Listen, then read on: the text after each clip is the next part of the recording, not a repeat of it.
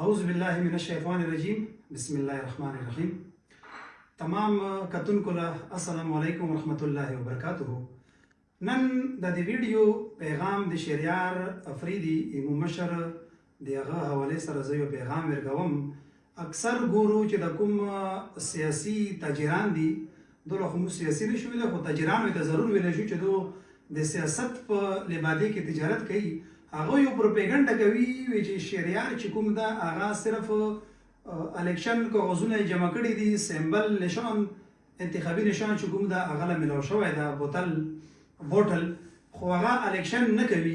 نو زه یو خبره کلیر کول غواړم چې شهریار افریدي لا ډیسټریکټ کوهاټ چې کوم پګړای ور په سر کړی و کنه، هغه د هغې پګړي عزت چې کوم دا هغه برقرار ساتلی ده. هغه 3 میاشتې جیل کې تکلیفونه تیر کړي او کوم تکلیفونه تیر کړي دي هغه الله کتلی دي او موږ پاته ده. د هغه 2 وروران وفات شولو، د هغه خور وفات شوله، هغه جنازې له خبره ده چې اوسه پورې د هغو قبرونه هم آنه درغلی.